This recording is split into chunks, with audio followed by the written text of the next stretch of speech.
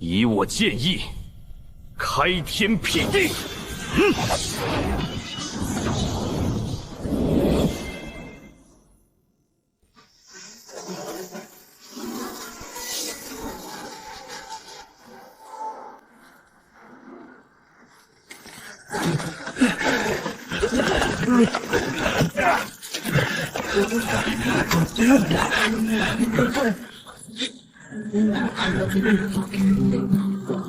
我叫李长安，没有灵根，没有家世，这座矿场里没有人会在意一个废矿奴的死活。监工说，像我这样的人活不过20岁，但我只想活下去。废物的东西！大人息怒，小的这……爬起来！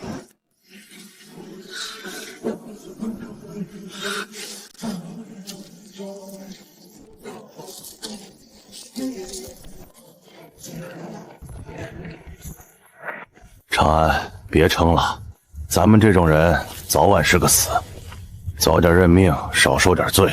知道，不能逃跑。这个矿场有修仙者坐镇，忍到有一天，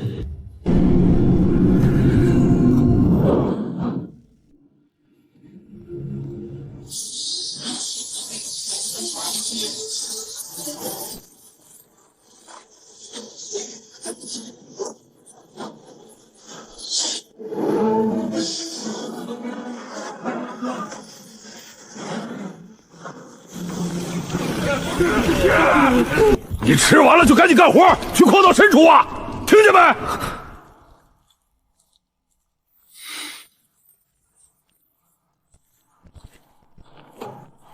今天不下300斤矿料，别想出来！深矿道危险，但至少不用看见那些嘴脸。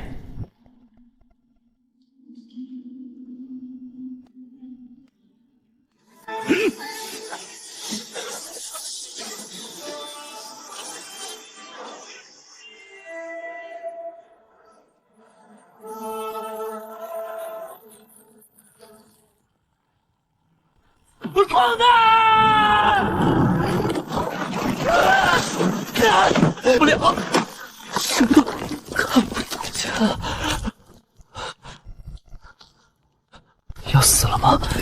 就这样死了也好，反正也没人在意。矿石里有东西，手伸过去，反正要死了。这是一股力量冲进身体里了。万古岁月，有一个走到绝境的人吗？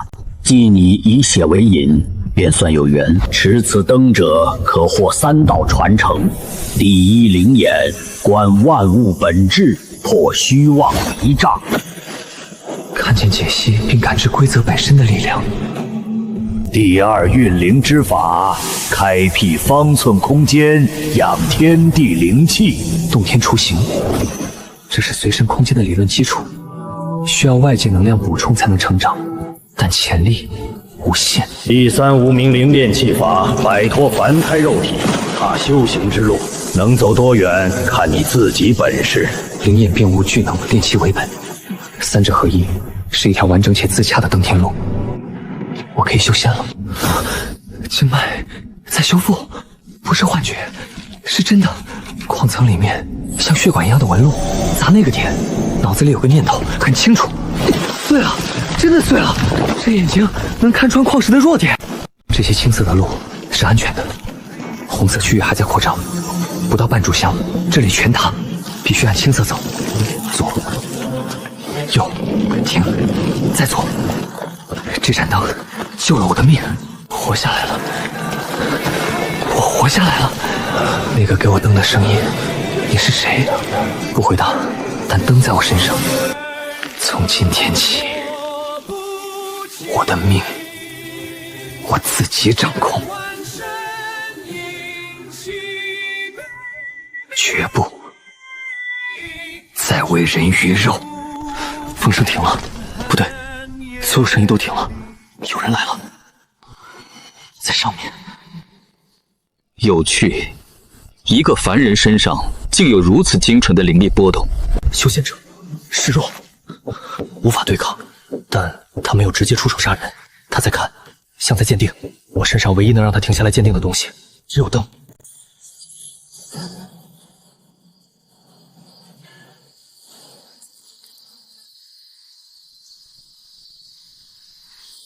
别动，让本座看看你身上是有什么。不能抵抗，抵抗等于承认灯的存在。在他查完所有经脉之前，把灯藏好，藏到连自己都摸不到的地方。灯藏起来了，矿难残余灵力留在体表，让他查，他只能查到那些。他没有发现，这盏灯瞒过了筑基期。四灵根废了，想来是矿中残余灵力碎片误入你体内，不是什么机缘。他想确认的是机缘，是能让一个凡人身上有灵力波动的宝物。他没找到，就什么都没了。仙师在上，小人是矿场的矿奴，矿难被石头砸了手，然后一道光进了身体，小人什么都不知道，求仙师饶命！虽然是四灵根的废物，不过既然有灵根就能修炼，拿着信物去测试灵根吧，宗门自有安排。都给我快点儿！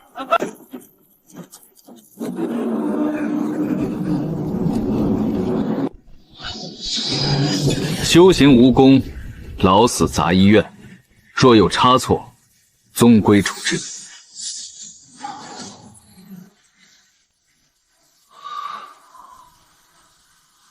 他走了，没发现灯。死灵根，废灵根，他看走眼了。不对，不是看走眼，他根本不屑细看。在他眼里，我只是一个凡人。青云宗杂役，正好，我现在最需要的就是一个没人会在意我的地方。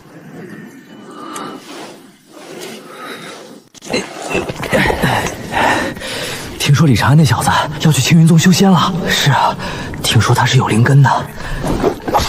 赶紧干活，李长安能走出青狼宗再说吧。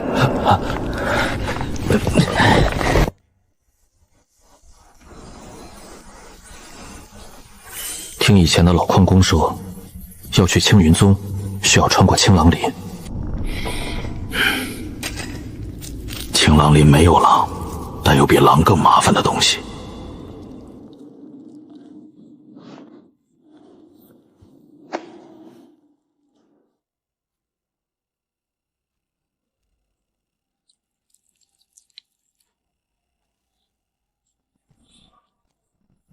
青。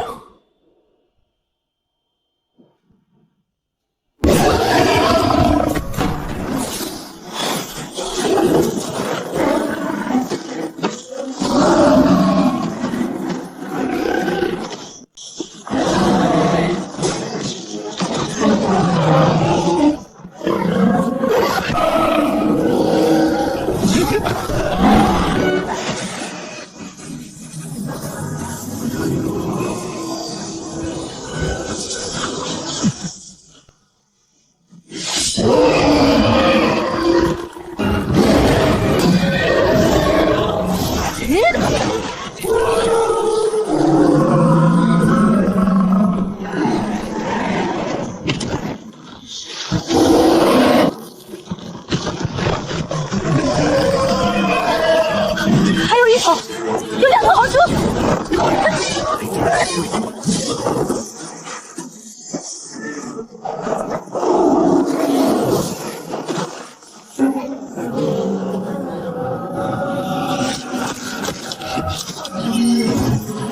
！2息之内，獠牙刺穿左胸。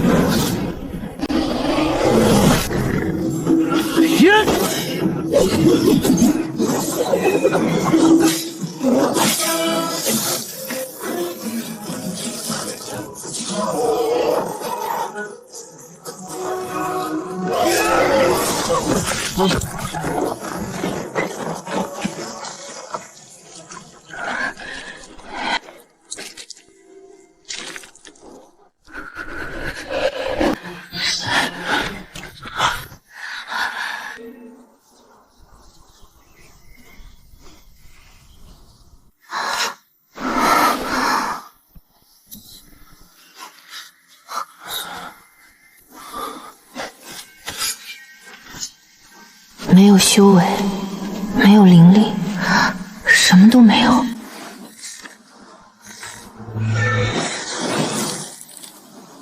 我叫苏晴儿，青云宗执法堂外勤弟子。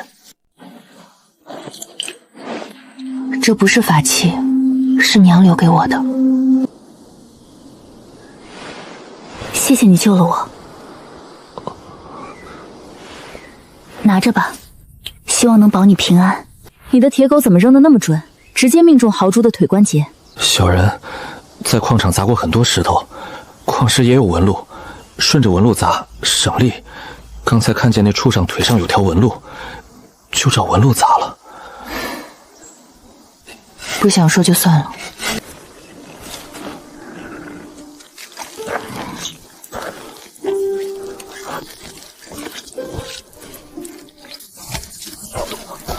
一个凡人路过的，凡人能砸中那个角落。青云宗还远，但这个修仙界好像也不全是冷的。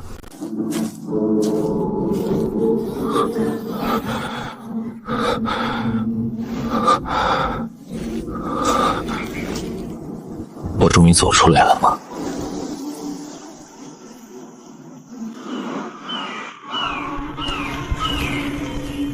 这就是仙家宗门和矿场是两个世界。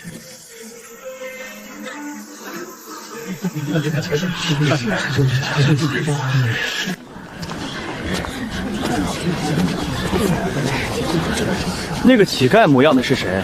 也配来青云宗？听说了，外门执事从矿场捡回来的，四灵根，废了。四灵根，废。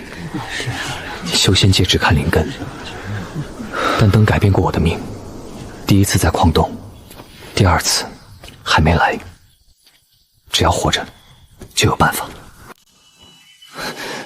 长老小子李长安是来测灵根的。等着。火灵根上品，分配入朱雀峰。把手放上去，让本座看看你的灵根。4种颜色全出来了，但灯在往下压。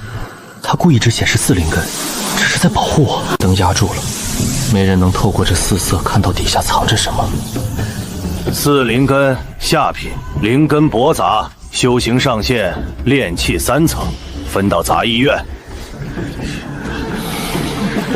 李长安4灵根，果然杂役，连外门都进不去。4灵根是吗？但我活下来了，杂役也比矿工强，活着就有办法。4灵根是吗？炼气3层级极限，这是他们画的线，但灯改变过我的命。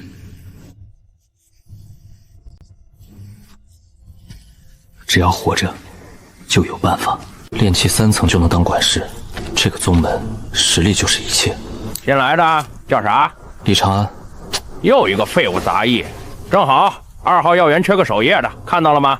你们灵药1株都不许少，少1株拿你命抵。是，小人记住了。去吧。炼气3层在宗门里也经常被欺负，修仙界比矿场更看实力，往上爬是唯一的出路。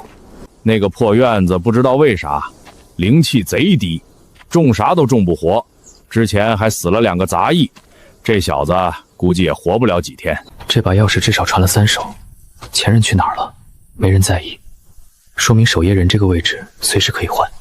被人嫌弃的地方，正好没人会来看一个破烂院子。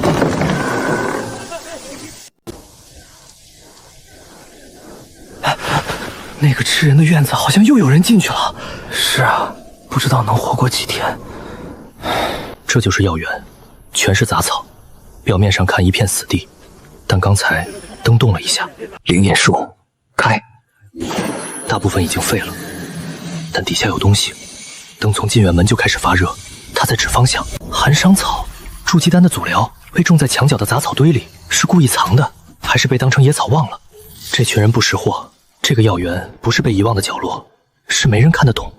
地下还有东西，那滴金色液体比整个药园加起来都精纯，不是枯根，是活的，靠灵力定位猎物，整个药园是它的猎场。能让人看出来，这个药园以后就是我的秘密基地。从现在起，白天是杂役，晚上修士。无名炼气术在矿场只运转了半圈就被打断了，经脉不通，大部分是堵住的。矿场3年，身体里攒了太多杂质，灵根弱，经脉窄，所以灵力走得慢。但火候到了，灵力没断，比矿洞那次稳得多。运灵空间需要木属性能量滋养，你把种子埋到空间内，可以加快木属性能量吸收。你是什么？在矿洞，你说有缘，但天下没有不要钱的机缘。此灯在你身，亦是你命。若有一日无法通过考验，你将永堕归墟。考验，归墟，不是白给的力量。灯也有目的，永堕归墟，这是代价。灯不是白给的，他在帮我的同时，也在赌我的命运。那也不能回头了，回头只有死。往前走，不管走到哪里，至少活着。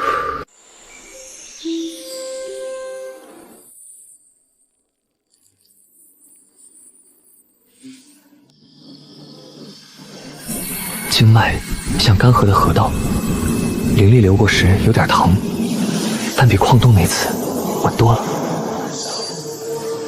炼气1层，我现在也算踏入修仙的门槛了。小子醒醒，用灵眼术看外面，那个东西有动静。灵眼术开，那个东西有动静，他在干嘛？像是在动。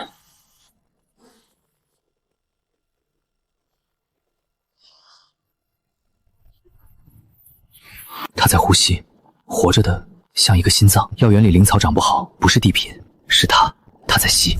刚种下的种子也在被吸，虽然慢，但撑不了太久。他在循环，吞噬灵气，炼化，再吞噬。他要的不是灵气，是苏醒，吸全员的灵气，养自己。这东西要醒了，不是今天，就是明天。等他醒过来，整个药园都不够他吃的。他在循环，吞噬灵气，炼化，再吞噬。他要的不是灵气，是苏醒过来。会变回什么？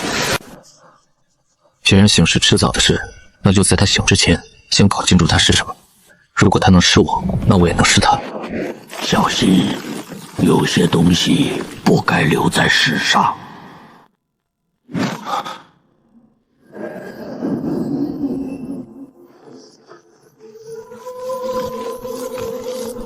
地下那个枯根，他在吞灵气，裂缝里藏着东西，灵眼看不透，视线碰到它就被吞掉。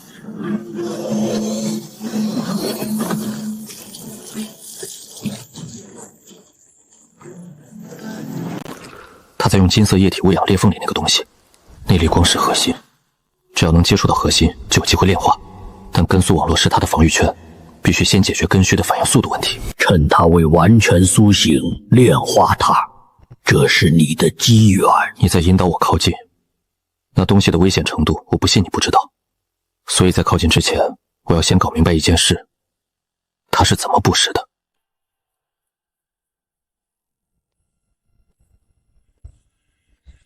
这里还有一些灵石的尸皮，虽然只有一点微弱的灵气，但是够用了。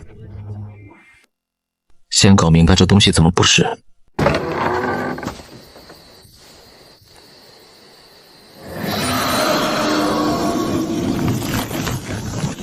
全是根须，像一张蜘蛛网，整个药园就是他的猎场。先用种子试试，这么快？不到一个呼吸就吸干了。他是靠灵力波动吸收的，降低自己的灵力波动，他就应该无法锁定了。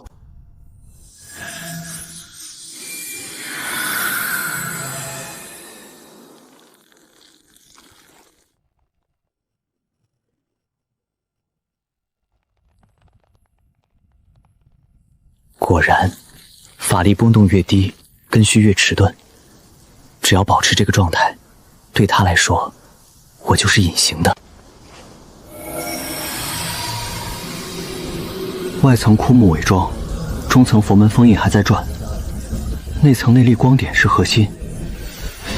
但封印还在，伸手碰不知道会发生什么。有人用佛门禁制封过这东西，符文在侵蚀，封印快承受不住了。外层包裹着枯死木壳，中层隐藏封印符文，最主要的内层内里光才是它的核心。内层是纯粹的黑暗，但那里面有一个光点，极淡的青色。那里光是核心，必须先耗掉根须，再找安全路径靠近。数量灵力只会惊醒附近的几条，把石头埋在不同区域，看哪片反应快，哪片反应慢。为了种子消耗了一波，再为这11块石头，够他累的。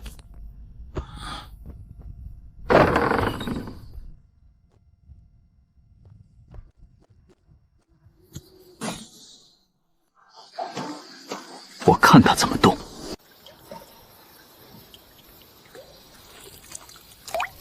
第一个调料东南角，3条根须，速度比刚才慢了一点，他在消耗。好，继续。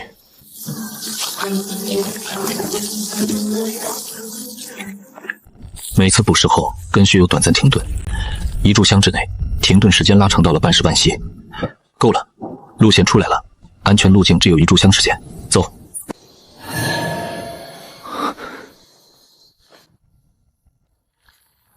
灵力压到最低，根系没反应，继续走。快到封印范围了，到了，离他只有3尺，封印符文快碎了，他在挣扎。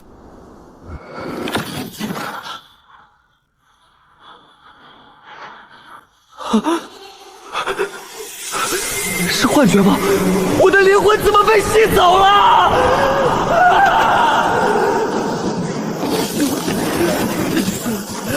咬破舌尖！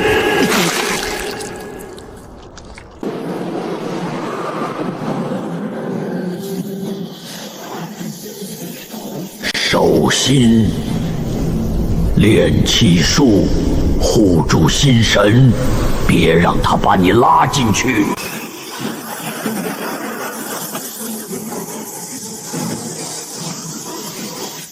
我的命，谁也别想吞！给我回来！不松手，死也不松！终于，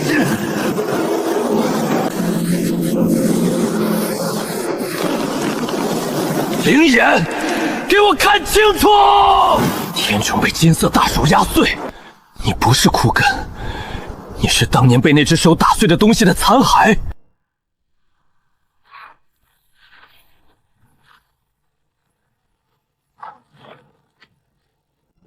停下了，我说中了，我不是你的敌人。把那段记忆给我看。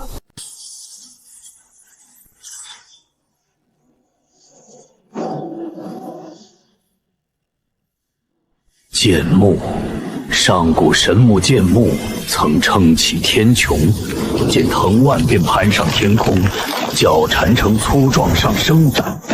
那个人是剑木最后一任守护者。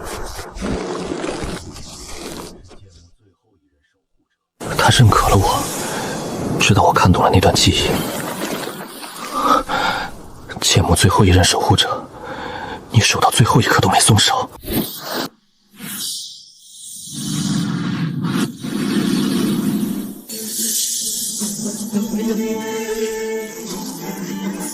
力量太多了，无名炼气术，给我运转！艾丽，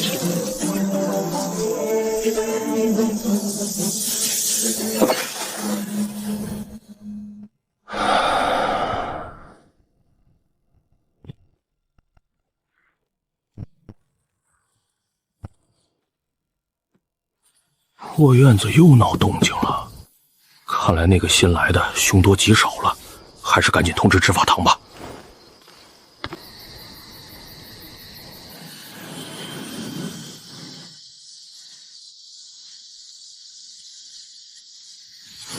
炼气2层，经脉宽了1倍，法力比刚才精纯3成不止。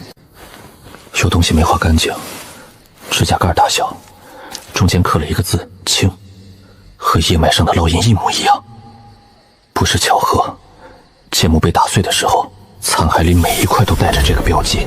你炼化的是剑幕残骸碎片，天穹破碎后，剑幕残骸散落天下。当年那只金色大手，现在还压在什么地方吗？天穹的痕还在，那只手没有消失，它只是迟早会找到。你要在那之前找到更多碎片。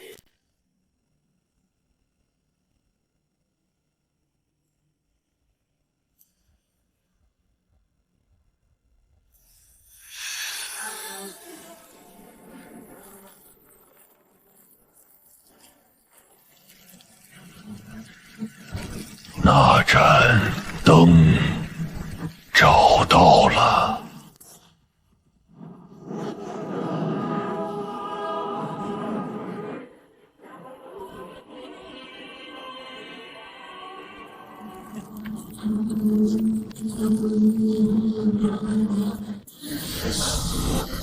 从此刻起，所有寻找剑幕残骸的存在，都能感应到你。不管是谁拿了那盏灯，救出来！这盏灯藏了太多事，但我不急，他会说的。等他需要我活下来的时候。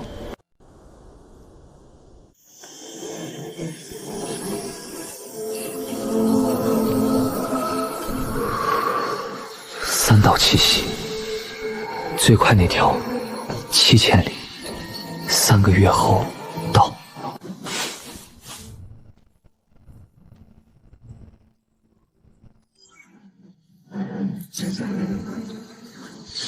痕迹清理干净，这些会找机会带出宗外，埋在无灵之地。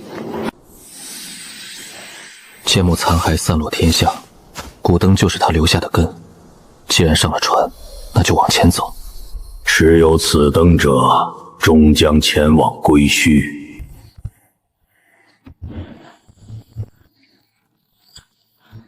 全部家当，1套衣服，半块干粮，1个破碗。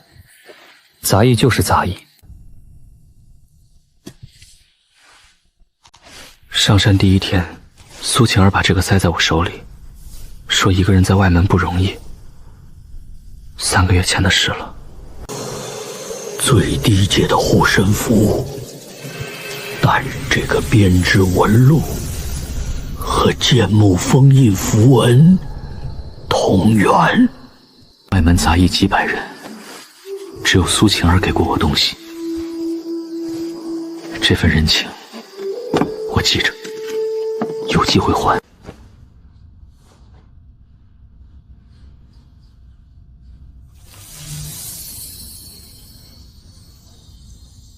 这个剑幕印记到底是什么？为什么会有这个青字？剑幕曾撑起上古天穹，天穹破碎后，剑幕崩解为无数碎片。你炼化的这片守护者名号中有一字青。那个守护者种下剑幕，对抗那只压下来的金手，最后剑幕崩了，守护者化成枯根。那只金色大手是什么？天穹为什么破碎？小子，你问的太多了，有些答案知道了就是死。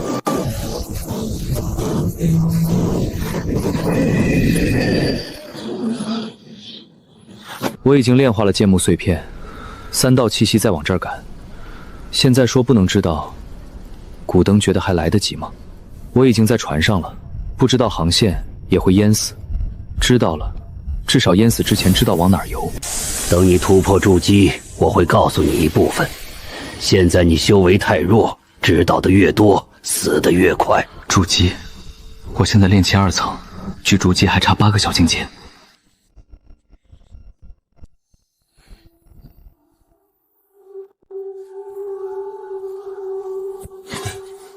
古灯和我是互相利用，不是师徒。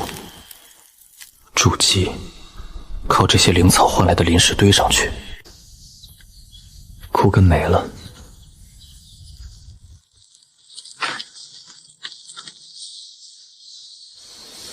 灵气回到药园，这些半死不活的灵草有救了。三株还活着，藏在杂草堆里，根须网没把它们吸干，品质不低。这三株更好，价格能翻，但不能短时间再卖给同一个人，得换渠道。我修炼的就是当年剑幕守护者的功法，不是巧合，是古灯早在矿洞选我时就安排好的路。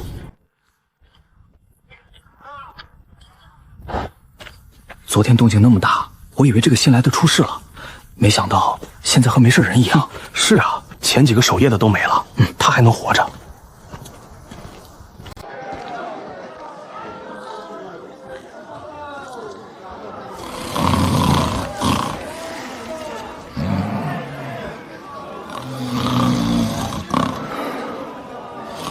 收灵草吗？去，杂役能有什么好灵草？别耽误王半仙做生意。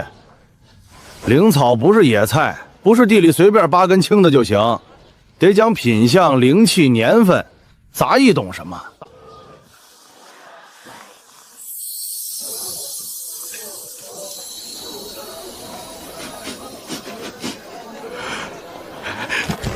小兄弟，不，这位师弟，你这灵草3株黄芽，品相我一会儿给你开全了，你自己看。比昨天外门药房摆的最好那株好，市价1株3块，3株打包9块，不打折。师兄收不收？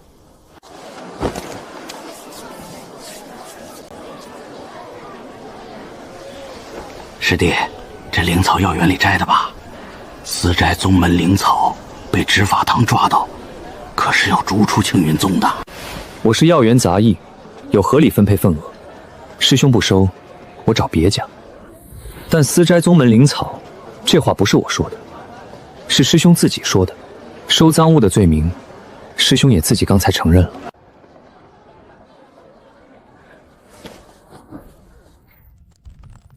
9块，给你。王半仙今天出门没翻黄历。你修炼的功法是不是木属性的？师兄怎么看出来的？王半仙没别的本事，但做符箓生意这么多年，鼻子比狗还灵。你身上有木灵气，比普通木灵根精纯太多，这味道骗不了做符的人。上古回春符残谱，核心缺失，补全它能治筑基期以下所有内伤。这符的核心结构纸是用剑木叶片制的符基。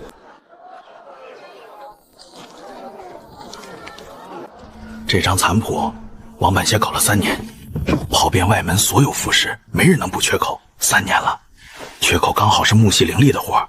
你身上那味儿太正了，补好了它，王半仙出灵石，买你的补全方案。补符等于多一条命。王半仙地头蛇，暂时不惹。补符不急，先拖3天，谁急谁先出底牌。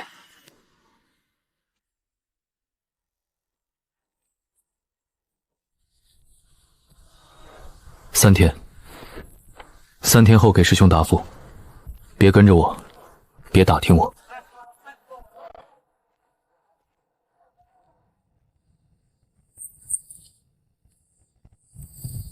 古灯，为什么在外人面前说话不怕暴露？你是第一次这么急，为什么？放心，他们听不见。这张符不是普通的回春符，它的符基是用剑木的叶片做的。根据这个线索找到叶片，吸收了它，对你对我都有好处。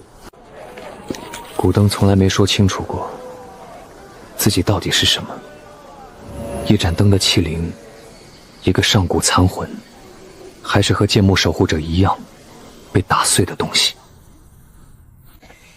行，互相利用，那就合作。我帮古灯补全这张符，古灯告诉我怎么快速突破筑基。符补完之前，不要再在外人面前说话，没得商量。好，和聪明人说话省事。3天后去访视，我会教你补齐回春符。但现在先回药园，有人往药园的方向来了，2个人，一个你见过，另一个不认识。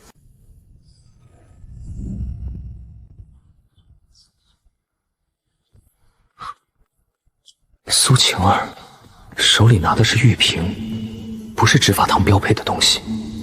另一个是谁？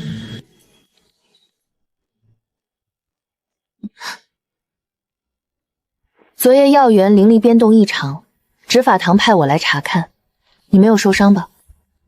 没受伤，昨夜是修炼冲关。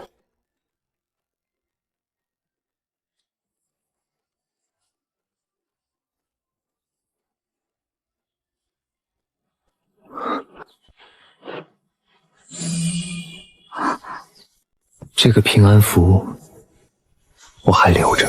枫叶族徽，苏家门管事家族，他姓苏，但沦落到执法堂跑腿。那人不是来陪他查药园的，是盯着他。3枚丹药，1个月的配额。他来药园世界公事躲什么？那个人跟着他，他在他面前不能多说1个字。这份人情我记着。那个女娃子手上有剑木的气息，很淡，不是她自己炼化的，像是碰过什么残片，或比残片更小的东西，残片的碎屑。苏家可是外门管事家族，我现在还招惹不起，要先查清楚他在哪儿沾染的碎屑。不过要下次再问，现在不行，现在他还被人盯着。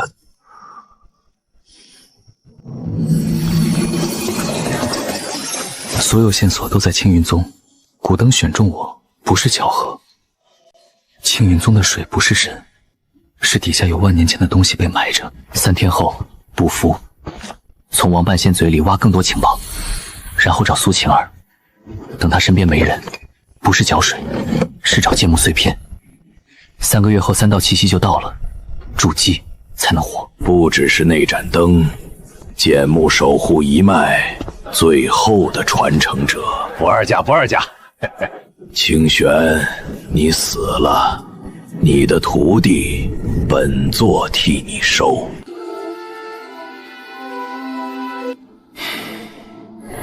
18根残端，全部指向同一个位置，缺失的核心节点。数清楚几根？18根，不会错。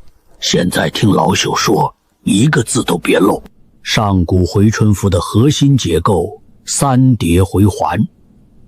3叠符箓分3层，表层走灵力，中层走生机，底层走魂力。回环3层符箓在核心节点交汇，互相缠绕成闭环。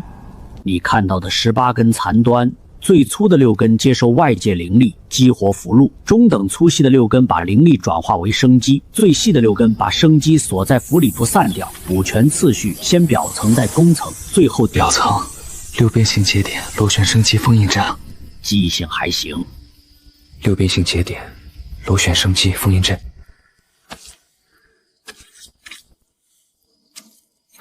表层过了，灵力接收线路接上了。木属性法力配木属性符箓，同源不排斥。表层最容易，中层最关键。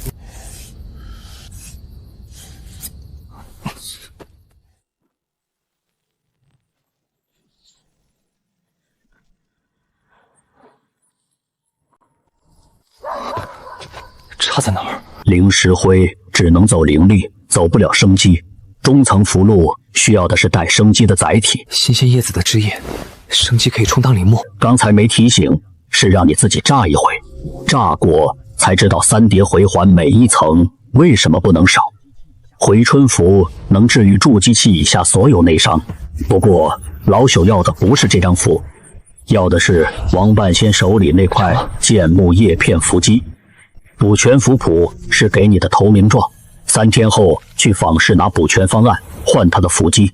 小子，剑木叶片给老夫吸收后，老夫告诉你快速突破炼气3重的方法。古灯主动开价，这张符对你是真的很重要。彼此。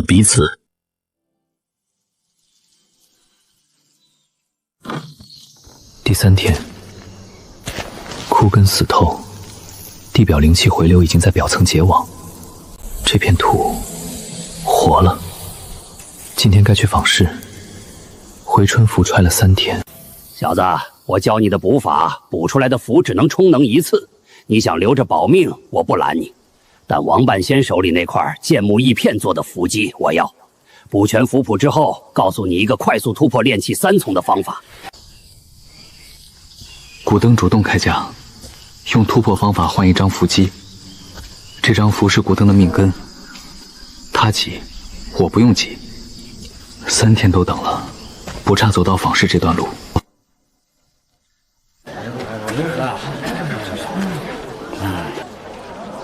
师弟，你可算来了！王半仙等了3天，跟等了3年似的。那符谱补全了没有？这节点结构不对，这不对！师弟你怎么补的？王半仙研究这符谱3年，试过17种补法，每一种都炸。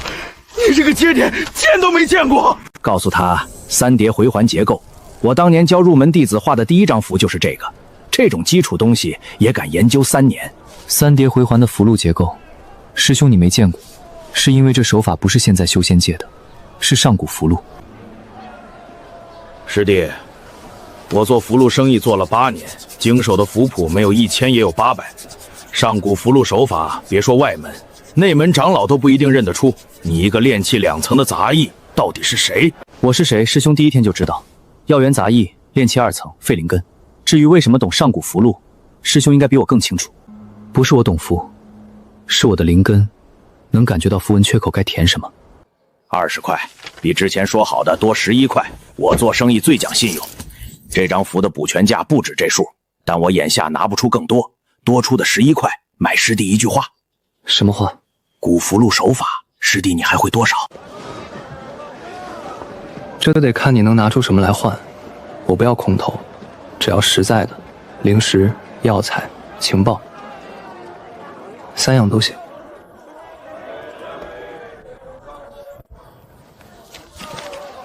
情报，我现在就有一条，免费送你。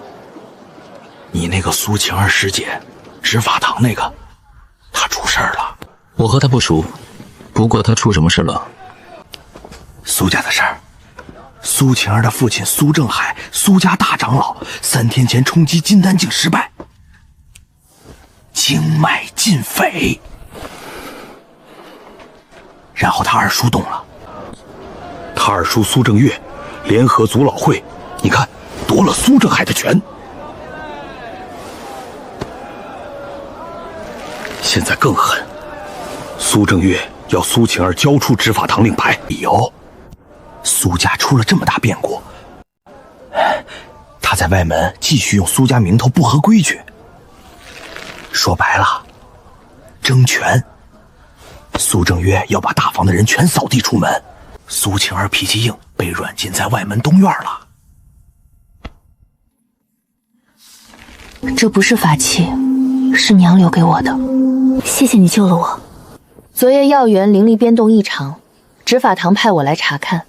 你没有受伤吧？苏晴儿身上有剑木气息，我必须查清楚。小子，那道黑气只剩3个月，不好好修炼，跑去管一个外门女弟子的家族内斗。王半仙是外门情报贩子，他手里有外门弟子的信息，我想找他查一下那个女人的身份。苏晴儿帮过我，但不是只还人情，她手上有剑木气息。那道黑气是追剑木来的，他会被连累。救他不是撇开修炼，是把线索合并。他有苏家密室的线索，王半仙手上有剑木伏击，2条线并成1条，比各挖各的。明白了，你不是在管闲事，是在下棋。对，棋盘上多1颗子，多1条路。3个月后黑气来了，光靠我活不了，需要有符保命，需要更多碎片，需要不止1颗子。这匹一身成衣。多少钱？暗青粗棉成衣3块下品灵石，换下来的旧衣可以抵半块。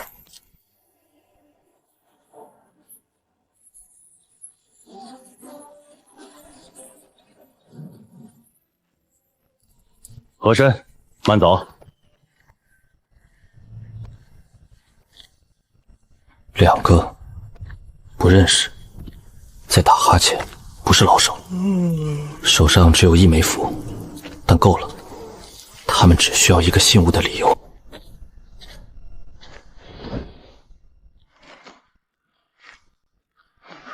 杂役弟子不准入内。我来探视苏晴儿师姐。一个破木牌，这种东西也值得跑一趟？青云宗门规第10条，被软禁弟子可接受探视，探视人须有被探视人信物。这枚平安符上刻的是苏晴儿的字迹，师兄可以查。苏晴儿现在是执法堂执事弟子，宗门未正式撤其令牌，他就有权见人。2位师兄不让见，是违反宗规。违反宗规的后果，师兄应该比我清楚。基地死言，听不清字儿。一炷香，超时，你自己跟执事长老解释。别让我们难做。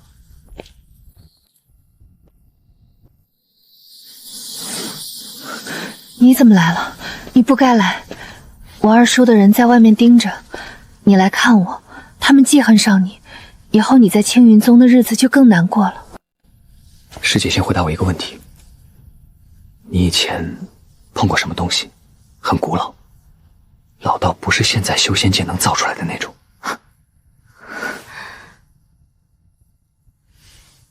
不是东西，是一个地方。苏家祖祠地底下一个被封死的密室，我小时候偷跑进去过一次。密室里什么都没有，只有一截干枯的树根埋在土里。我碰了树根上有什么？只记得树根上刻着一个字“青”字。怎么进去？进不去了。我碰碎树根后，密室被我父亲发现，他当时脸色特别难看，当天就把密室重新封死，加了禁制，他自己都不肯再进去了。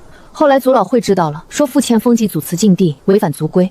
从此他在族老会的地位就开始不稳。这次冲击金丹失败，二叔夺权，说到底都是那件事埋下的。我现在问你一句实话，你想不想救你父亲？想，但我被困在这里，出不去。我帮你出去，但你要答应我一件事，出去之后带我去苏家祖祠密室。你疯了！密室被封死，二叔的人控制着祖祠，我父亲经脉废了，修为全失。你先回答，想不想救？想。行，我来想办法，3天后再来，到时候我陪你去苏家。等一下，你能有什么办法？你到底要干什么？一个人在外门不容易，这个留你手里，比留我手里有用。一个杂役，拽什么拽？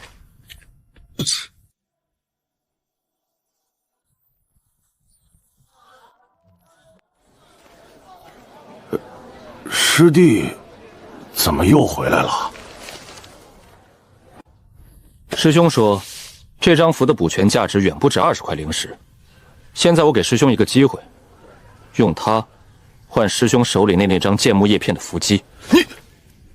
你怎么知道我手里有剑木叶片符基？师兄第1天就拿它试探我。那张回春符残谱，核心结构是剑木叶片做的。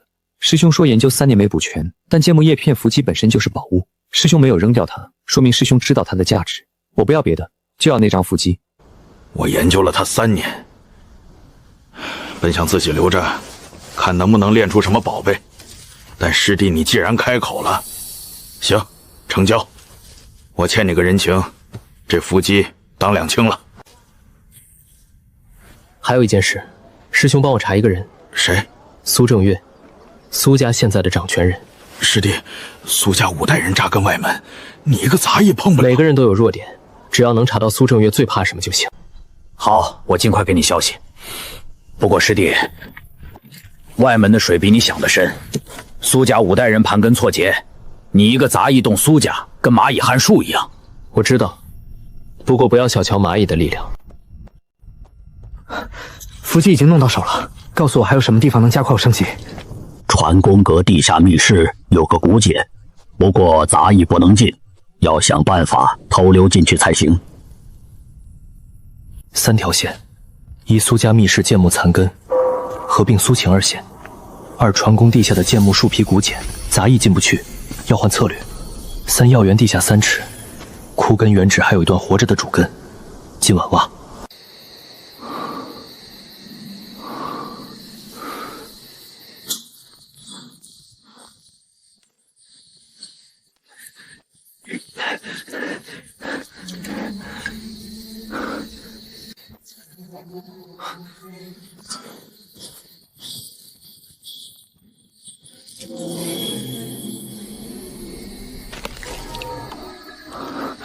找到了，主根还活着。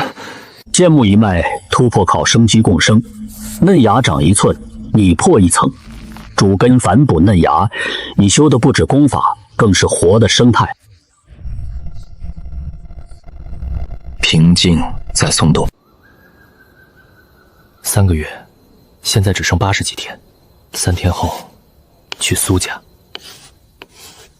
苏晴儿救他父亲，我进密室。3天，根还没全活，但够用了。今天是第4天，王半仙该来了。师弟，出事了！苏家的事比我查到的更麻烦。喘口气，慢慢说。没法慢，我这3天把外门所有跟苏家有生意往来的人全摸了一遍，苏正月的底细查出来了，但查出来的东西太吓人。苏正月根本不是为夺权才软禁苏晴儿，那是为了什么？苏月背后有人，一个被苏月赶出来的苏家祖祠杂字跟我说，3个月前苏正月带一批人进了苏家祖祠，那批人不是苏家的，穿黑袍，袖口绣暗红纹，像血干了之后的颜色。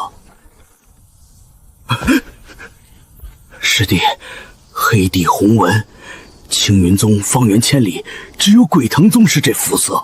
鬼藤宗魔道宗门靠一种叫阴魂木的灵芝修炼，阴魂木和剑木是同属一种的远古神木，他们一定是冲着密室里的剑木残根来的。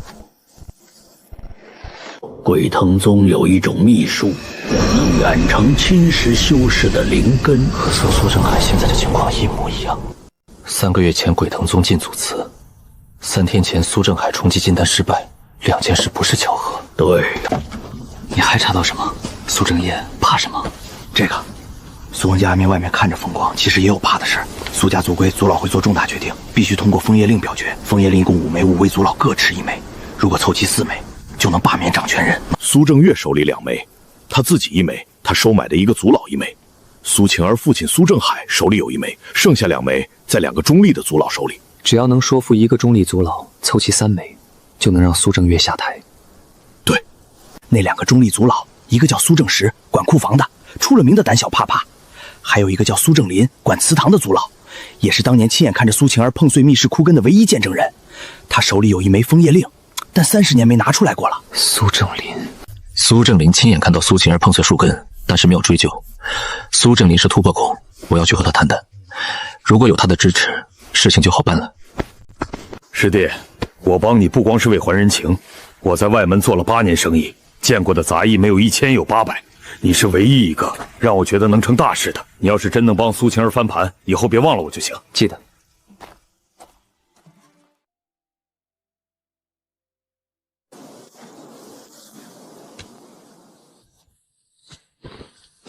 上次范楚宗贵才进来，这次怎么不来了？是苏正月的人撤了，还是苏正月顾不上这里了？3天到了，我来兑现承诺。你还是来了，我以为你会改变主意。我答应过的事不会改。你先回答一个问题：苏正林，你怎么评价他？林叔，苏正林族老，我父亲那一辈里最不起眼的一个。管祠堂，平时不怎么说话，族老会上也很少表态。我小时候闯密室那件事，族老会要重罚我父亲，只有林叔没投票，没帮我父亲，但也没落井下石。父亲说林叔不是坏人，是太怕事。他现在还能进祖祠吗？能，他是管祠堂的，祠堂和地下密室都归他管。我二叔再霸道，也不好当着全族的面把管祠堂的族老换掉。你想找林叔帮忙，没用。我父亲出事后，族叔把自己关材2次，他2次称病没到。他太怕事，就算知道二叔做的不对，也不会为我和父亲出头。你答应过我的事，记得。记得，只要能从二叔手里拿回我父亲的枫叶令，我带你进密室。杂役就该有杂役的样子，天天往东院跑，不知道的还以为你在追执法堂的苏晴儿呢。苏家祠堂，非苏家族人禁止入内。我受苏晴儿所托，有急事见苏正林族老，这是他的平安符。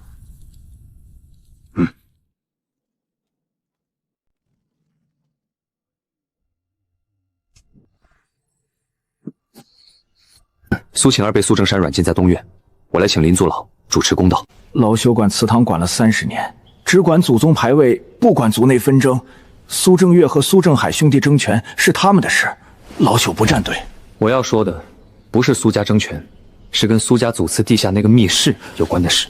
什么密室？苏家祖祠只有地上的祠堂和地下的库房，没有密室。12年前，苏晴儿跑进密室碰碎枯根，林族老亲眼看见。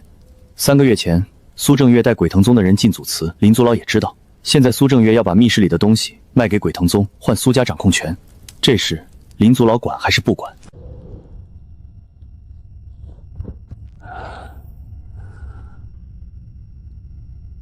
？12年前，晴儿碰碎密室枯根，老朽在场。比晴儿他父亲都更清楚那些枯根是什么。苏家5代人的气运全靠那东西。枯根碎后，苏家气运下降。3个月前，苏正月带外人入祖祠，老朽眼睁睁看着2次。他手里有2枚枫叶令，老朽只有1枚。站出来说出去，顶多1票对2票。所以老朽把自己关在这儿，不是怕他，是怕自己在族老会上忍不住杀他。砍死一个苏家族老，老朽这把老骨头赔得起，但砍了之后，苏家就完了。老朽只剩这一件事，守着祠堂，等着看，等一个能翻盘的人。鬼藤宗的标记，蛇缠枫叶，意思是用鬼藤宗的力量吞掉苏家。苏正月以为他在利用鬼藤宗，实际上是鬼藤宗在借他吞掉密室里的东西。东西一到手，鬼藤宗不会留苏家这个活口。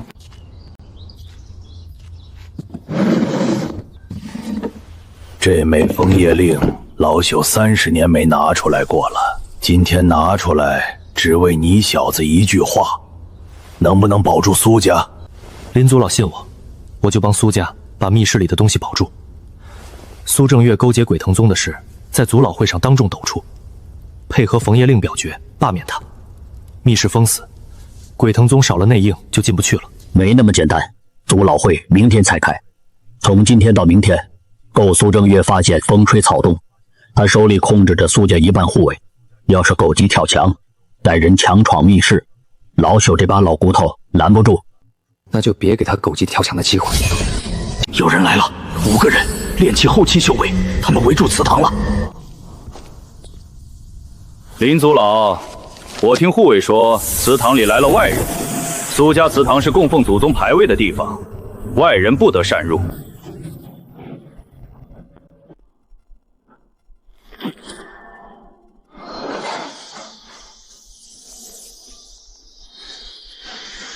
是封入阵，不是杀阵。禁制是从外面封的，我炼气2层破不开，但林族老筑基初期强行撕裂一道口子没问题。撕裂之后，禁制反噬，动静会惊动整个外门。到那时候，苏正逢私自封苏家祠堂的事就藏不住了。宗门执法堂一来，他要先解释为什么围攻自己家祠堂。老朽忍了30年，今天不能再忍了。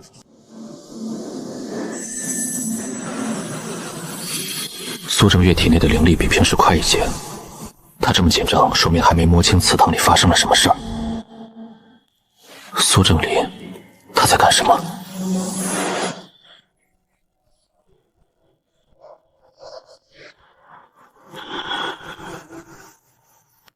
林族老，禁制一破，苏正月就会发现你在积蓄力量，然后他会来队冲进来，所以禁制由您撕，但撕开之后别冲出去打，站在原地举着枫叶令喊一句苏正月勾结鬼藤宗的人，族老会已经知道了。喊完别动，等我出去。我赌他不敢对咱们动手，他也怕执法堂的人发现。不过执法堂的人应该快到了。你提前通知执法堂了？你猜到苏正老会来？小子，你到底是什么人？药源杂役，一个不想死的杂役。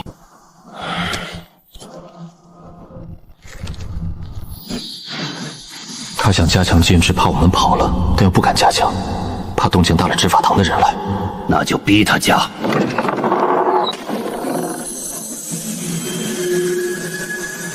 苏正林这个老东西在酝酿一计，这一计可以破开阵法。所有人，快加强！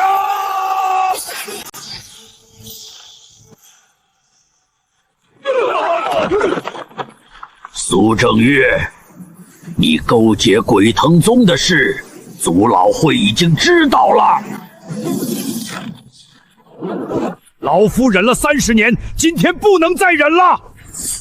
你不要逼我对你动手。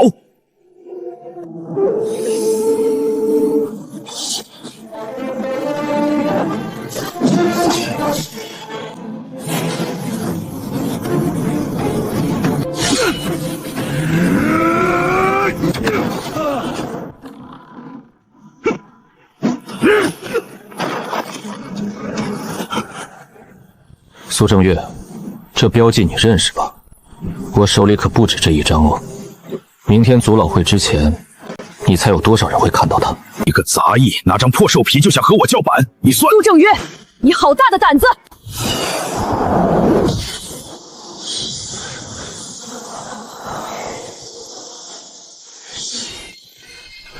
执法堂办案，全部住手！苏族老，外门弟子持法器攻打苏家祖祠，这件事需要本执事请你回执法堂一趟。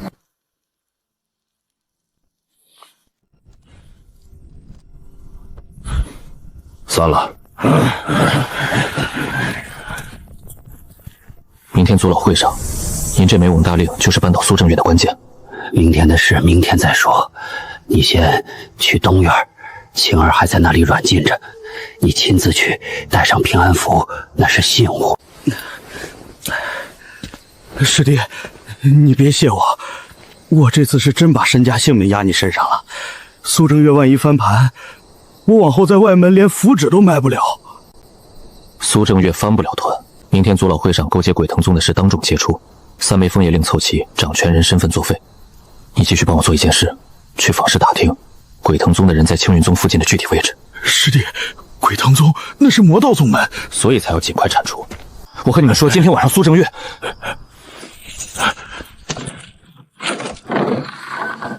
林叔怎么样了？林族老没事，苏正月被执法堂带走，你自由了。现在带我去苏家祖祠密室。你从一开始就算好了这一步，在药园，你第一眼看到我令牌背面的族徽，就察觉到我身上有剑幕气息。你答应帮我父亲翻盘，不全是为了和我做交易，你也要密室里的树根。你从一开始就拿好了这个主意。对，我需要密室的剑幕碎片，你需要有人帮你父亲翻盘。我之前在矿洞苟活，步步小心，我不冷血，是因为我不想死。至少你告诉了我实话，苏家那些人骗我的时候眼都不眨。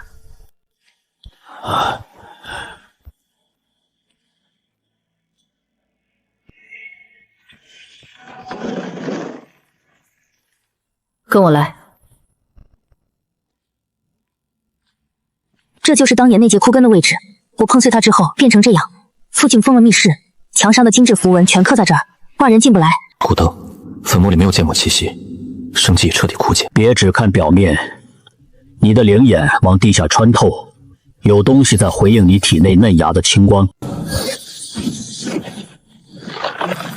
地下不是残根碎片，是主根。凹陷里的枯根只是根须末梢，真正的主根在3丈深处。你想现在挖出来？现在不挖。苏正月虽被执法堂带走，但鬼藤宗的人还在外门附近活动。现在挖，剑幕气息波动，一定惊动鬼藤宗。他们进青云宗之前，已经在苏正月身上留了监视手段。密室这边一有波动，他们第一时间知道。挖根的时间是明天族老会之后，等苏正月被正式罢免，密室的禁制就不会再有内应帮着解。明天用禁制封住密室再挖，禁制能挡住猪猪机器修士的感知，鬼藤宗发现不了地下深处的剑幕波动。地下主根完全暴露，得挖至少3天。明天族老会苏正月下台后，鬼藤宗没了内应，必不会干等。3天够他们集结报复。那就让他们报复。鬼藤宗来报复苏家祖祠，就落进宗门护山大阵的攻击范围。苏家只需提前向执法堂报备，说苏家因揭发族老勾结外宗，可能会遭魔道宗门报复，护山大阵的防御力量就会覆盖祠堂。明天族老会夺走苏正月的权，当天封密室开始挖根，挖出来炼化，炼化完重启炼气3层，3层之后去成功阁找那卷剑母树皮骨简，翻3样东西冲出气。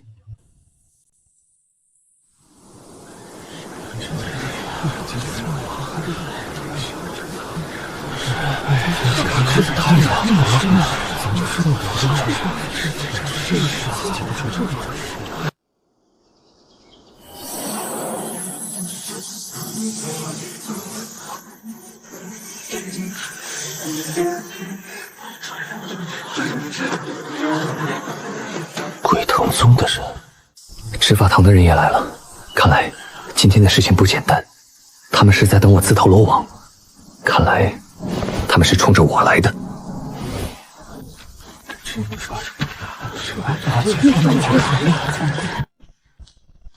李禅，族老会外宗杂役不能进。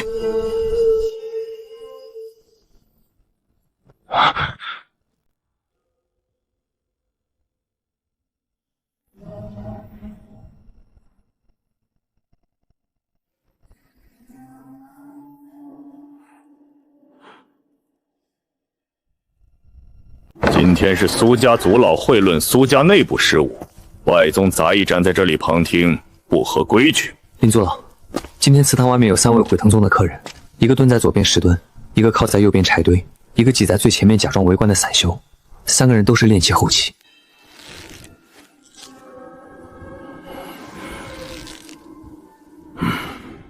苏正月族老，外面那3个人是你带进青云宗的，你在族老会上说的每一个字，他们都在听。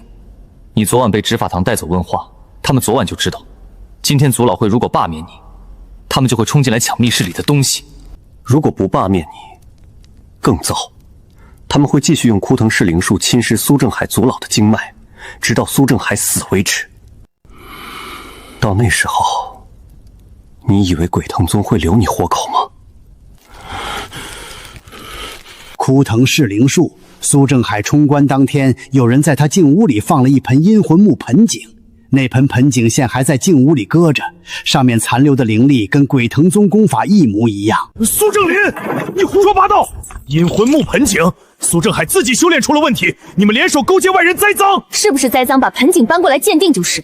盆景还在父亲修灵室里，执法堂的人就在祠堂外面，我现在就去请他们进来做现场鉴定。20块中品灵石。苏家护尊的储备灵石5代人积攒的全部身家，族规规定动用这笔灵石必须5位族老全体同意。3个月前，苏正月族老一个人偷偷提走了全部20块，交到鬼藤宗手里，换他们用枯藤氏灵术对苏正海下手。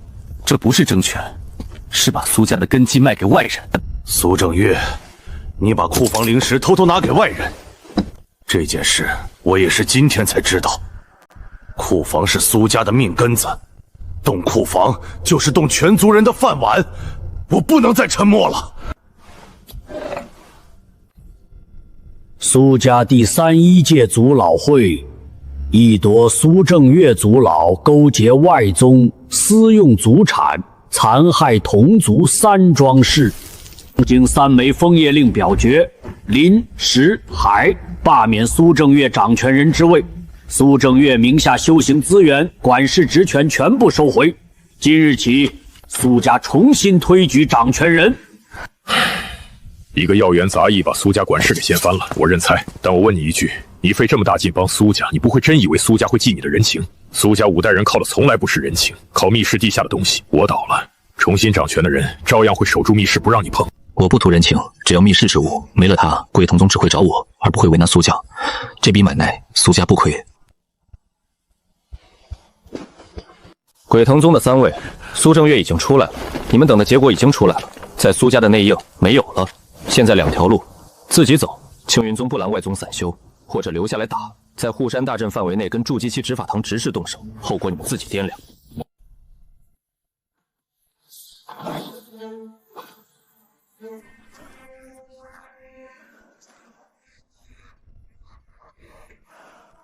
令牌。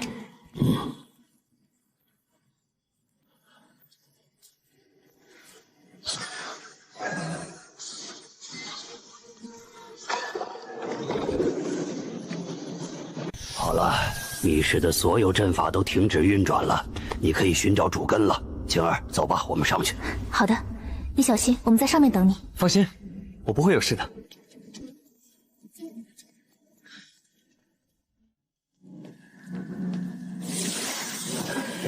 小子，往下挖吧，主根在下面。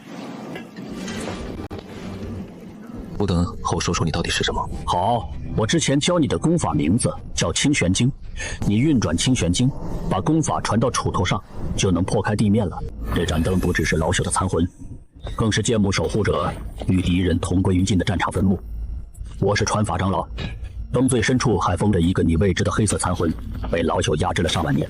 如今我魂力将竭，若黑魂苏醒，你的身体就不再属于你了。那道黑魂跟3个月后要到达的黑气是什么关系？你们同源，外面的黑气就是他的残力。你炼化剑幕碎片暴露了气息，不光黑气能找到你，黑魂也能感知到你。他一旦在黑气之前醒来，就会吞噬你的意识，接管你的身体，去和黑气汇合。所以，如果3个月内没到主机，死的就不只是你我，还有我死后被黑魂吃掉，意识变成傀儡，去坏的所有人。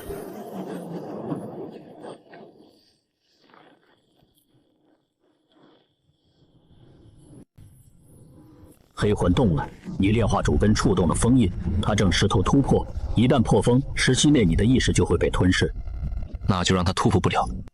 你现在魂力恢复了几成？3成虽不足以完全压制，但配合你的功法，可在封印外加一层防线。凝神，你全力运转功法，稳住嫩芽青光。我用这3成魂力去压黑魂，若失败，今天就是你我的死期。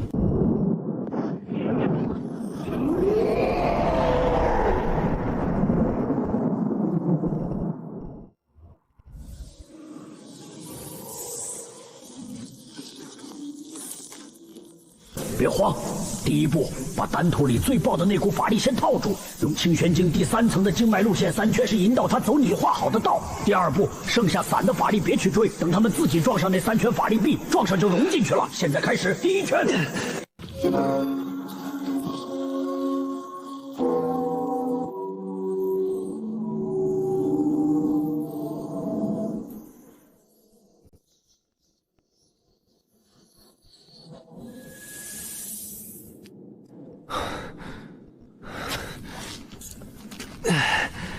短短几分钟，差点把命搭进去，以后要更加小心。没事了，出去吧。师弟，你终于出来了！我在外面担惊受怕挨了大半个时辰，生怕苏正月的人杀个回马枪，还好没事儿。师弟，你脸色怎么比进去的时候还白？密室里头有东西，你受伤了？苏正月现在人在哪儿？他勾结外宗，修为被压一个小境界，封印令收回，管事职位抹去。禁足半年，不准离开祠堂方圆3里，重修1层至少得搭进去1年。苏正月不会老老实实蹲在屋里反省，我猜测苏正月不会善罢甘休，他会像输光的赌徒，把底裤都压上去。小子，林族老，苏正月没了封印令，他还能用自己的血打开密室禁制吗？密室禁制是双重认主机制，封印令被收回就不能开禁制锁，但苏正月身上的苏家血还在。血抹在密室入口石板上，禁制不会开门，但会识别出血脉，触发报警。密室里还有什么？枯根碎了之后，苏家的运势就往下走了。可老朽心里总存着个窝囊念头，想着万一哪一天苏家缓过这口气来，这片碎屑也许还能派上用场。苏叔，这片剑幕的碎屑你留着，苏正月一靠近密室就能感应到剑幕气息，他拿着这股气息去鬼藤宗告密。鬼藤宗会倾巢出动，硬闯祠堂。碎屑留在苏家，战场就在苏家。碎屑交给我，战场就跟着我走。拿走吧，苏家5代人靠这片朽木撑场面，到头来差点被他害得断了香火。老朽这辈子最后悔的事，就是20年前没在苏晴儿碰碎枯根的当天，把她扔进灶堂里当柴烧了。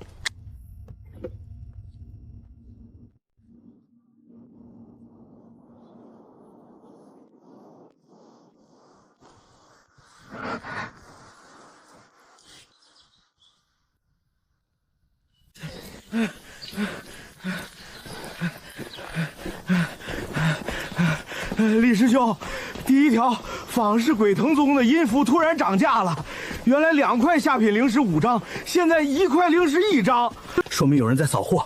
鬼藤宗在备货，准备动手。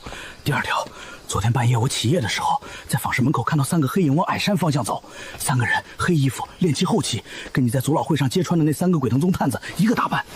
他们没走，还在附近。第3条，今天早上方氏告栏贴了张新告示，执法堂发的。执法堂不会白纸黑字点名说鬼藤宗，但这告示的意思他们也在查。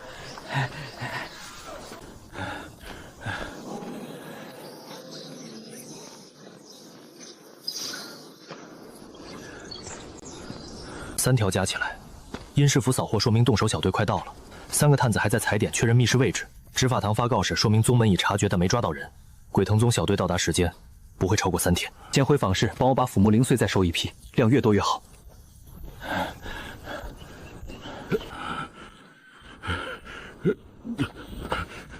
小子，鬼藤宗的功法核心是阴魂木，和剑木同属一种。你炼化剑木碎片后，会在体内残留至少1个月的木气余韵。有阴魂木符牌的鬼藤宗修士，靠近你100丈就能感应到，不管你装的多像杂役都没用。培元丹能加速木气余韵的吸收吗？能。培元丹的淬炼经脉，可以把木气余韵从经脉壁上剥下来重新吸收，但培元丹需要剑木枯根腐化后产生的腐木灵髓做主药。哪里有腐木灵髓？这片药源就有。枯根被你炼化后，根须网络还没完全腐烂，在节点最密集的位置挖一个3尺见方的坑，把腐根聚在一起发酵，3天之内就能产出足够1炉培元丹所需的腐木灵髓。行了，3天后的早上回这里收业，现在去坊市买药。培元丹需要3味辅药：青灵草、聚气花、木香散。去坊市找找。你有20块下品灵石，应该够了。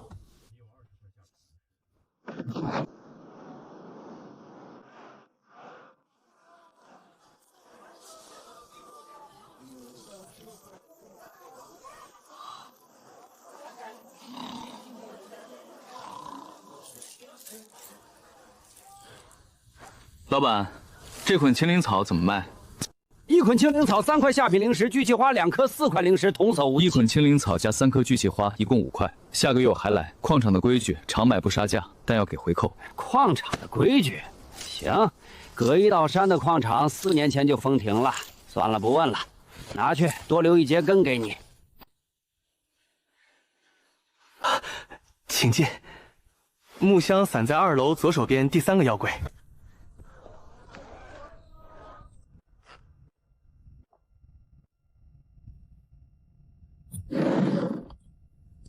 1瓶木响散15块下品灵石。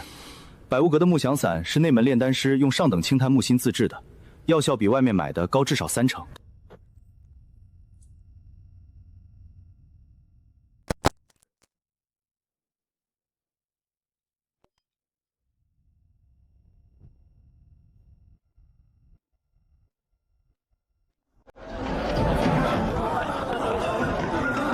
有没有炼丹炉？那正好有一个，你拿走吧。去年有人订好了，没来取，便宜你了，10块下品灵石。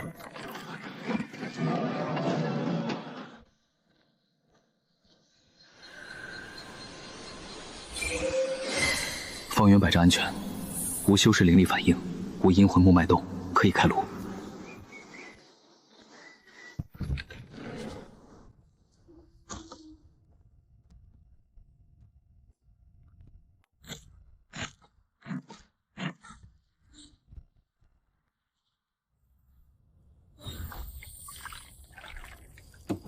丹炉启动后会往外释放大量灵力热辐射，金青光照覆盖范围不够，你得用剑木之力在木屋外围布置一层隔绝灵罩，把灵力裹住不外泄。原理和剑木之瞳的扫纹一样，只不过不是往外扫，是收回来裹住木屋。开炉时再教你具体怎么照。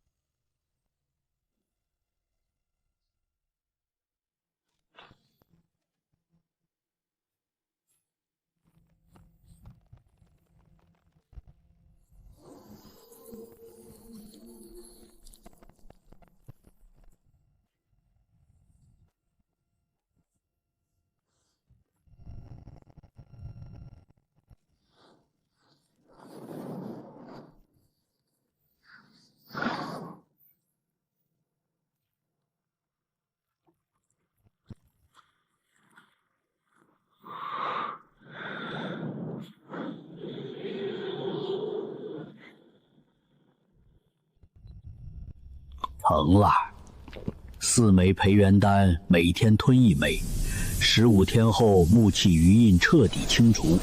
期间培元丹还附带淬炼经脉的药效，你的炼气修为也会跟着长。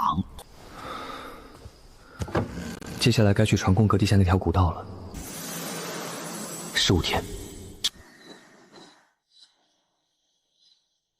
古登，传功阁守卫换防规律，你怎么知道的？老朽在青云宗底埋了上百年，能感知整个宗门灵力流动。子时卯时2班换防，中间有半炷香空隙，不是守卫偷懒，是地下禁制和巡逻阵法衔接需要时间重启。半炷香，今晚只踩点，不闯关。小子，你要做的是进阁，找到地下入口，扫描禁制，识别符文位置。但3层有一道金丹级神念坐镇，唯一的机会是趁换防那半炷香幽进去，扫完就跑。1炷香等于30分钟，半炷香就是15分钟。15分钟够做3件事：进去，找到入口，扫完禁制。但前提是入口没有被隐藏禁制盖住。今晚进1层，只扫地上的禁制和楼梯位置，墙里的先不碰。不保险的事情不能做。子时1班，卯时1班，每班换防中间要重启禁制。传功阁地下的禁制和地上的巡逻阵法用的是一套灵力源，每次切换都需要半炷香。这半炷香是整座传功阁防御最少的时候，必须卡在子时换防开始的那一刻到，提前太多会被守卫看到，晚到1步接班的人就来了。1个时辰的山路，现在开始加速，到山脚刚好此时。蹲着别动，他要开始第1轮扫视了。金丹后期的神识扫视，覆盖整个传功阁方圆100丈，频率正好是1炷香1次，把法力波动压到凡人级别。丹田里的青色法力贴紧经脉内壁，不许有一丝外溢。心跳40以下，呼气憋住，吸气控制在丹田，不往上走。小子，放心，没发现你。必须摸清入口就走。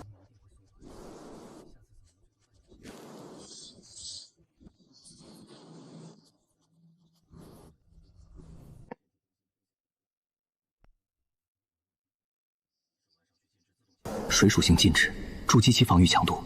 禁制中心偏下1寸有一个极小的青色符印，青字，和金色叶脉上那个一模一样。古登确认那是水木风阵第1层禁制，识别符文就是剑木守护者传承人印记。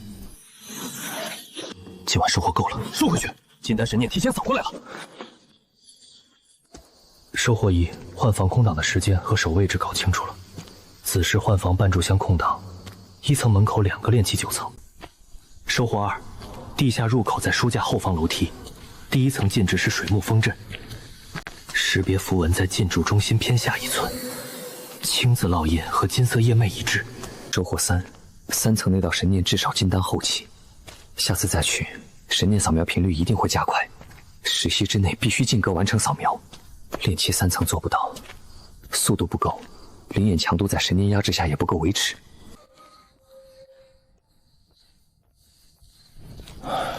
下一次只能在炼气4层之后去。3层神念扫描频率一旦压缩到10系以上，修为不够的人连灵眼都开不了，就会被抓到。木隐术，剑木守护者的隐匿手段，气藏在草木里，把自己伪装成一棵竹子、一丛草、一块长满青苔的石头，草木越多效果越好。北风满山都是青竹。下次去之前必须突破4层，先练木隐术。神念操控者既然醒了，会在下次你去之前持续保持警觉，至少等3到5天，让他把频率降回正常周期。这3天正好够腐木灵髓发酵完成。会药元炼丹、培元丹7枚一炉，3枚就够冲4层。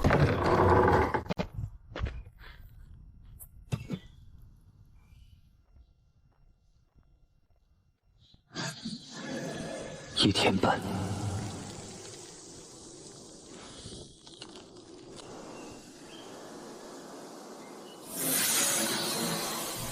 清玄法力，引。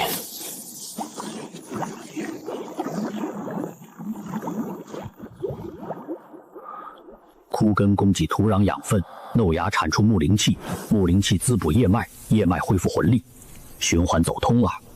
等突破4层，速能窜到3寸，循环速度会翻倍。明晚收叶，明晚开炉，后天早上负担充炼气4层。刚才在传功阁外悬着的心，回到运灵空间里，终于能安放。枯根恭敬土壤养分，弄芽产出木灵气，木灵气滋补叶脉，叶脉恢复魂力，循环走通了。等突破4层，弄芽窜到3寸，循环速度会翻倍。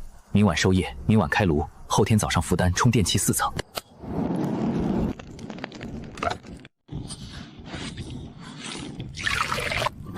他命一成。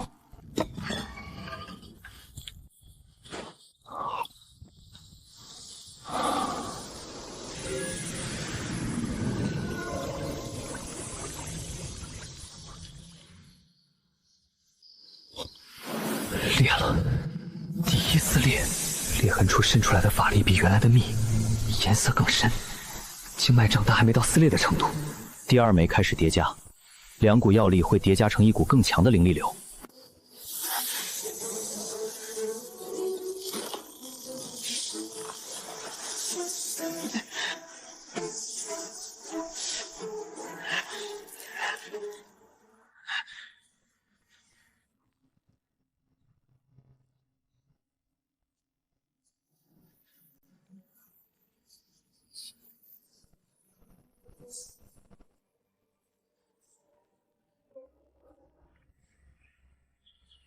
木隐术，学会这个功法就安全多了。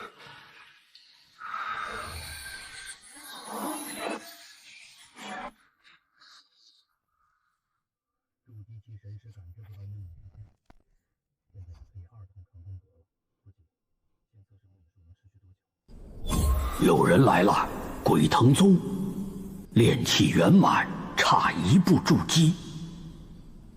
怎么办？你一个炼气3层的杂役，身上的剑木余韵这么浓，跑是跑不掉的。这样，你现在到院子运转清玄经，把剑木气息打入药源残留的剑木根系，一次爆发残根所有的力量。虽然只能用1次，但应该够了。也就是说，今晚这一场仗赢了你，就有一个暂时安全的药源，继续炼丹冲境界；输了，那就死定了。覆盖范围10丈，药源门口刚好在边缘，5息之内完成。等残骸缠住它，然后用碎石封住丹田上方半寸的经脉节点。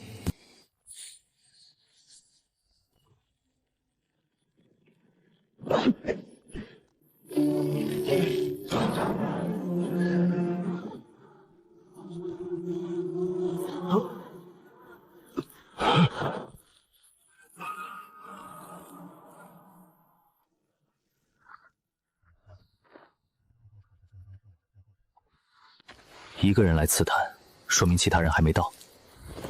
他失联之后，鬼藤宗在天亮之前一定会派人来找他。到那时候来的人就不会是1个了，至少3个，甚至更多。那就得在天亮之前转移。传功阁那卷剑木树皮古简，本来得等你突破炼气4层之后再去寻的，但眼下鬼堂宗追得紧，留在药园是找死。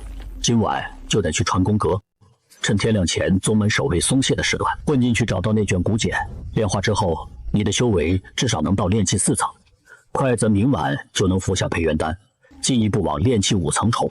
这个陷阱能撑多久？3天。如果来的人是筑基，根须困不住他，但对筑基以下的修士，来1个捆1个，来2个捆1双。3天后根须彻底枯死化灰，药源就只是一块普通菜地了。所以3天之内你得完成传兵阁这一趟。走吧，趁着月亮刚出来。传功阁在宗门北峰，从外门山路绕过去要1个时辰。到传功阁门口的时候，守卫更好换防。换防间歇有大概1刻钟的空档期，灵眼能看出换防规律。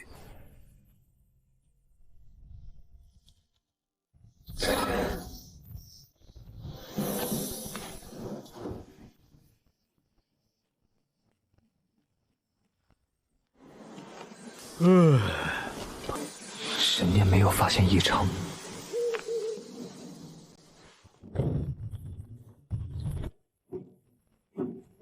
小子，把手放亲自上，叫阵法感受你的气息。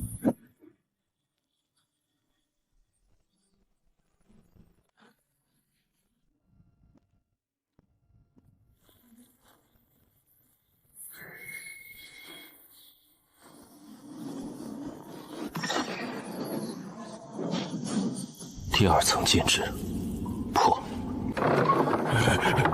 这是什么东西？全身灵力被封，木系毒素侵入经脉，至少半个月才能恢复。搜一下周围。备案：药园杂役李长安失踪，现场有鬼藤宗修士1人昏迷。调执法堂外巡队搜山，查鬼藤宗在青云宗外围的集结动向。师弟，你不能死！苏晴儿有令牌，苏晴儿会去找你。老子不敢搜山，但老子敢报信。这是剑幕总纲，你所学功法皆由此拓印。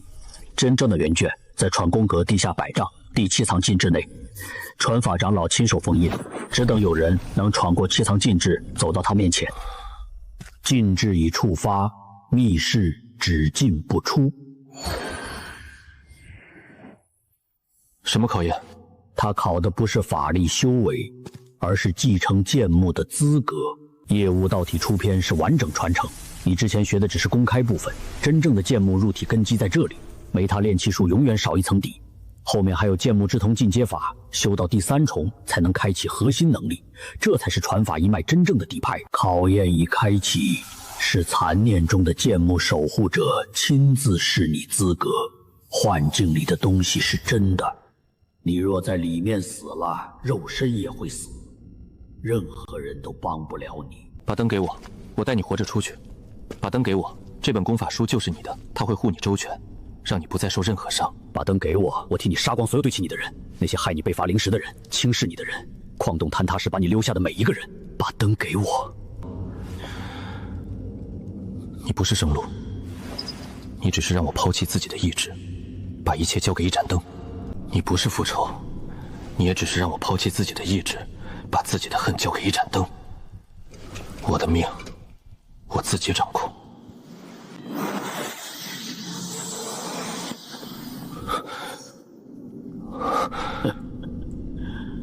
好，你没有把选择交给古灯，你留住了自己。第7层考验已过，眉心竖纹代表剑幕之瞳彻底觉醒，你已拿到完整传承。考验通过了，古简传承已任你。一幕道体是所有剑幕守护者的基础功法，从炼气到元婴的完整框架都在这卷出篇里。有了完整功法，你之后突破的速度会比现在快3倍不止。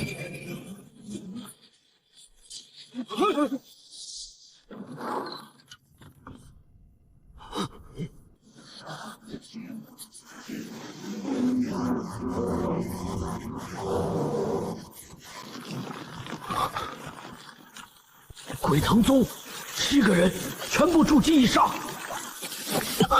糟了，传承信号触发了，鬼藤宗黑气、青云真神全都会来，只有这条路。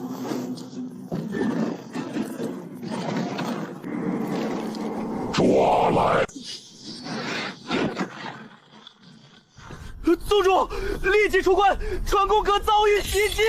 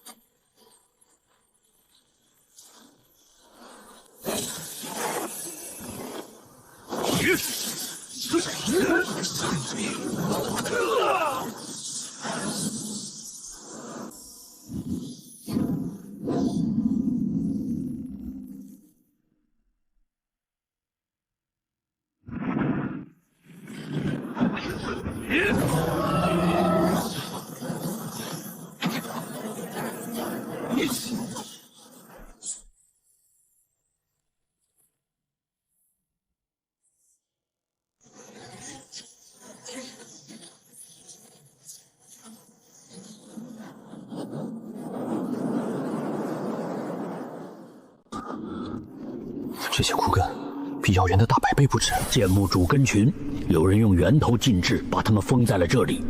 谁封的？青云宗的祖师，他在等真正的传承者。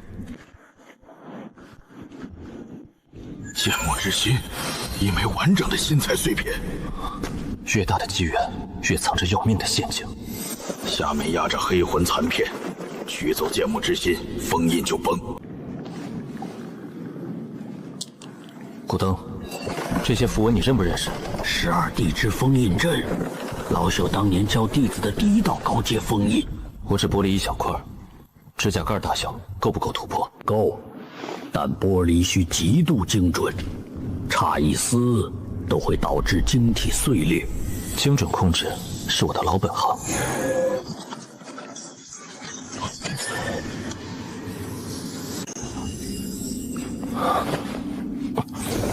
炼气无情，水到渠成。黑魂感应到你突破了，他冲击了一次封印，剩下不是半个月，是10天。苏晴儿，王半仙让我来找你，鬼藤宗全转向传功阁了。先上去。北峰山下有黑雾在聚拢，跟我小时候在祖祠见到的一样。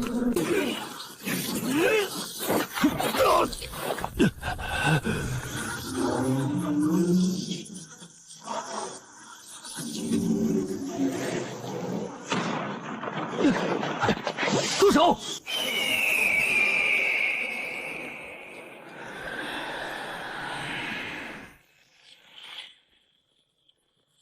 青云宗结阵，放藤，起盾，火鼠，翻。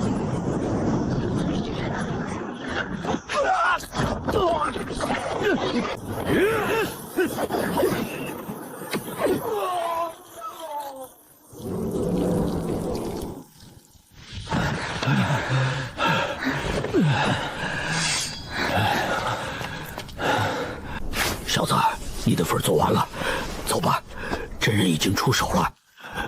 黑雾冲着我来的，我留在青云宗，整个宗门都会被牵连，留给苏家，能挡一次金丹以下攻击。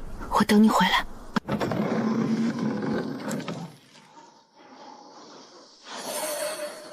往北走，进原始森林。